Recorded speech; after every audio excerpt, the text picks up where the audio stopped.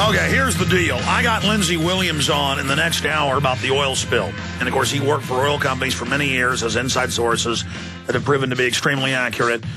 And so he'll be joining us to give us his take on that. He says he has exclusive information that he's breaking here on this radio broadcast. During that hour, I'm going to have open phones on the oil spill and the oil spill only because people want to talk about this, and I think it's important to discuss on so many different angles. But specifically, the phones are open for people who have seen military on the Gulf Coast.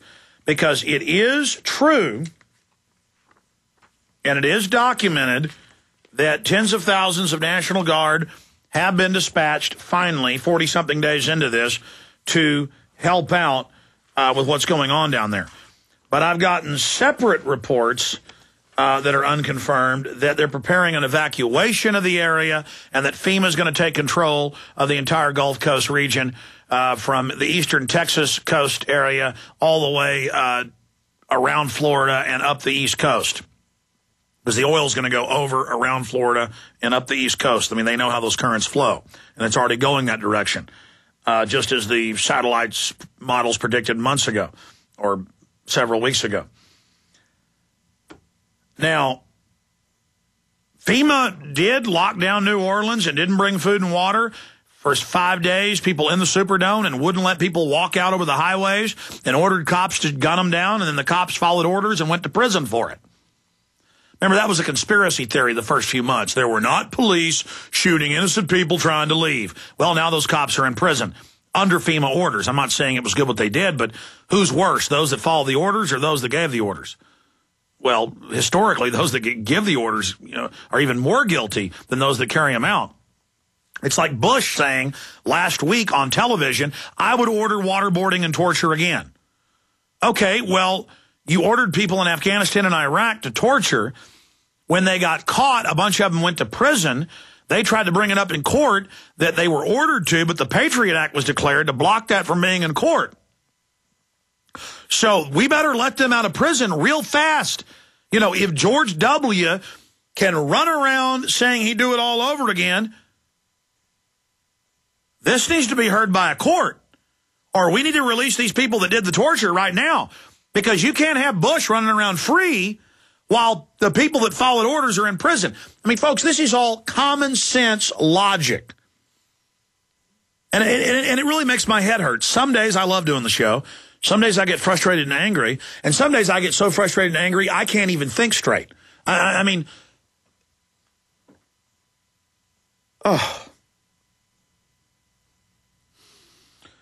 it is really making my head hurt. I mean, physically making my head hurt. Well, here it is. Pentagon okays up to 17,500 guardsmen for Gulf oil spill cleanup. And some of the first units are just now arriving. 6,000 for Louisiana, 3,000 Alabama, 2,500 for Florida, 6,000 for Mississippi. And they just now announced this, okay, a couple days ago. And they're just now starting to arrive. So that's confirmed, yes, and that's been on the news. What has not been confirmed is that they're preparing to evacuate and force people out. But, I mean, as crazy as that sounds, no reason to evacuate from some oil. FEMA will use any excuse to set the precedent that it's the boss. And that's why they love this oil spill going on forever. But I don't want to hear Jindal and everybody complaining about the Fed's non-response and saying we're not allowed to, boo-hoo, the Feds won't let us. Well, then you've got the 9th and 10th Amendment. The federal government is not there to blow your nose. But the federal government's saying you're not allowed to blow your own nose. They've got to do it. Thank you for listening to GCN. Visit GCNlive.com today.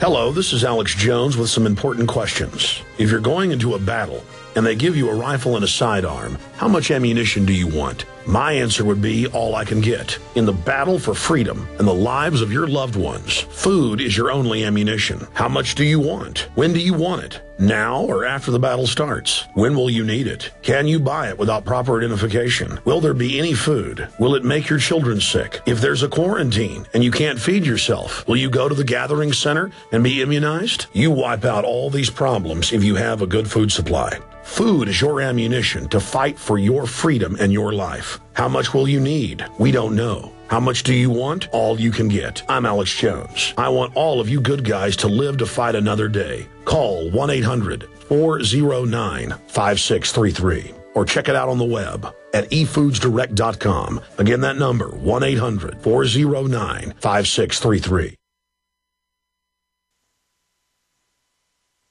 Waging war on corruption. Alex Jones on the GCN Radio Network.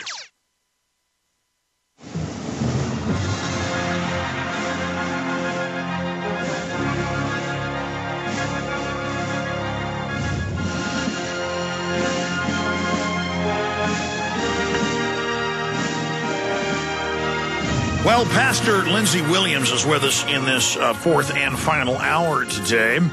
He, of course, was a pastor in the oil fields back in the 70s in Alaska, and then was brought in to be the chaplain in between these large corporate meetings between CEOs.